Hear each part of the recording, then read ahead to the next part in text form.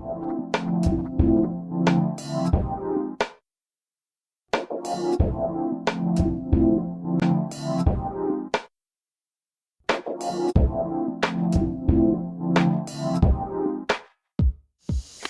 everyone, we're here in amazing, gorgeous Bali, just following the Sacred Circularities 2012. And if you weren't here, I'm so deeply sorry for you because it was epically incredible.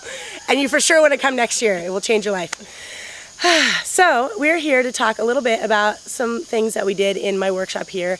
My workshop this year was all about using the body as an access to the spirit. So we're going to run through a couple of amazing warm-ups to get you in your body before your hoop practice, and also to just increase your range of motion so that you can really get to all of those areas that you maybe have not been able to express yourself through the hoop with. So it's going to be fun. You ready? All right, so I hope you stretched a little bit because I'm not going to stretch you out. I'm just going to go straight into the hoop warm-ups. I'm going to start on the waist, so come on in your hoop. And hoop your natural direction, which would be the most easy direction for you. I'm going to the left. And just take a moment to get oriented here. Can you hear the amazing sounds of Bali? Yes, you too can be immersed in nature. Yes. All right, so here I'd like you to just close your eyes and just really feel what it feels like to focus in on the sensation of the hoop just on your waist. See if you can just kind of, if your mind's really active, it's okay, but just kind of sink down. Use your breath. An exhale is nice to bring yourself down into the body. And really connect in just on the sensation of the hoop on your waist. And take a deep breath here. And just see if you can really relax into this space. Nice. So it's really important not to skip over the kind of centering, connecting in part of your hoop practice. It's really easy to just, think, oh, I've got like 15 minutes, I'm just going to rip-roar in there and try to get to all my big tricks, and then, you wonder why you feel kind of funky and not in the flow. It's really important. Just take, even if it's just like, that was 20 seconds, to just connect into your hoop. So we're just going to start out going a little bit faster. So I like to start out with one leg in front, whichever leg, doesn't really matter, and come up on your toes. This helps you to kind of bounce back and forth between the 2 points a little bit easier. And you're just going to really pick up the speed. Bounce back and forth between the front and back motion. Faster, faster, faster, faster, faster. You have more than that. Everyone always goes half-ass on themselves. You can do more. All right, and then switch legs. And more, and more, and more. Nice, here's the side view and switching legs. And then side to side. Side to side. Nice. And now we're going to go as slow as we can go. With the turn, really rotate your hips around. See if you can go really, really slow. You kind of make a shelf for the hoop with your hips as you come around. Now we're going to go from this to right back to as fast as you can go. So right away, fast, fast, fast. A little Bali workout. Yeah. And then switch legs. Nice. And then side to side. This one's really hard. Side to side. Faster, faster, faster. And then really slow. Really slow. Woo. This will really get your blood moving. Helps to get in the body.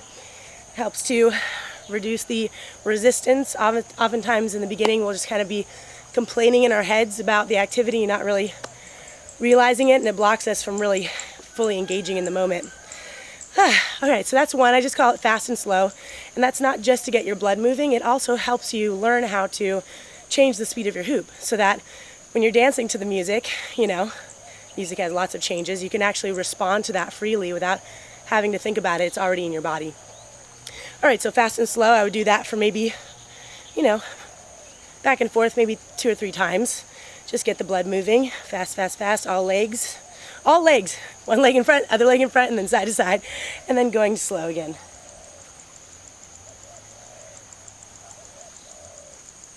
Awesome. Alright, so if you're still with me here, we're going to do some ballet legs. And I'm not a ballerina, no, but I can act like one. And you can too! So bring out your inner ballerina. Alright, so we're going to start. I'll turn to the side so you can see here. You can also do this while moving, which is really fun. We're just going to do it standing still for now. So you want to really pull in and up with the solar plexus. So everything's nice and tall, your shoulders are relaxed down, your hands are set, so you don't want to really do the T-Rex thing. Ballerinas don't generally do T-Rex arms. I don't know if you noticed. So set here or here. And then we're going to start with pointing one leg back. And this is where you really have to arch back. So this is the first level. I'm just my toes on the ground, but I'm pointing it back. And then I'm pointing to the side. And then I'm pointing to the front. So that's the first level. And then you do the other side. So back, side, front. Back, side, front, and back. And then the next level from there is to turn that motion into a half circle on the ground on each side. So now it goes from here, sweeping around, it's off the ground, back, and then the other side. This also helps to teach you how to balance with the hoop so that you've got one leg off the ground and you still have to keep the hoop going, right? All right, so if that's super simple, you're like maybe some, crazy yogini goddess here. I'm sure there's a lot of you out there. You can actually lift the leg higher. So from here, balance on the one foot first, and then stretch all the way back, and then around and to the front, and then other side. Back, around, to the front. Doing this while walking is actually somewhat easier because you can use your motion to help to push the hoop a little bit. Like so. All right, so I would do that across the floor or just standing in place and really just see if you can, push yourself to go a little higher each time. And this is not only to strengthen the hips and the legs, but it's also another way to teach your body how to have full range of motion. So, in your hoop dance, you might not ever go, oh wow, I really want to express myself doing this, right? Or you might, but it makes it so that if there is an area where you maybe want to bring your leg out, your body knows how to adjust for that change in position to keep the hoop going so that you don't have to think about it. You can just hear the music and know that your body can do a whole bunch of things to express itself way out here, and you're a lot more free. So that one's really fun. It'll impress your friends. Like, oh my God, how are you picking your leg up and continuing to hoop, right? Whew. And as you can see, it's a good warm-up. I'm out of breath here too. It's warm here, which is wonderful.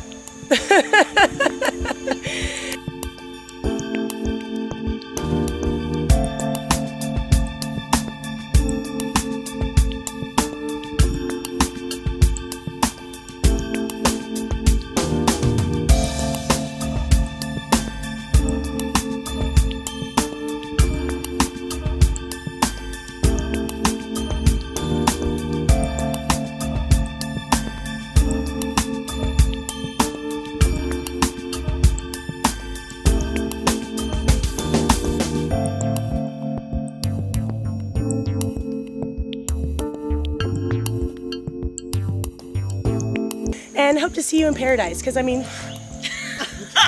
don't, the tourists. The tourists are part of paradise. They'll be here too. They're really sweet. They're from like Alabama. It's amazing. And we have lovely Ann here again with our... Here I am again. Sweating and swatting. Sweating and swatting. But blissed out. And you have progressed in your poi mission, right? No? No comment. Oh my God, Ann! You were so committed to those poi. What happened? Well, somebody harassed me. I don't remember who. Oh. It's tough love, baby. It's tough love. When you see one of your best friends with a pair of pink sparkly balls in their hands, you got to get tough. Yeah. Yeah, I do understand. Yeah. I do. What? I don't know what to do. That's the problem. Do I spin poi? You flow with it. You go with it. Those balls want to spin. You breathe and you flow, Ann. Breathe and flow. Breathe and flow. Breathe and flow. Oh no. Oh my God, we're being cut off. We're being harassed.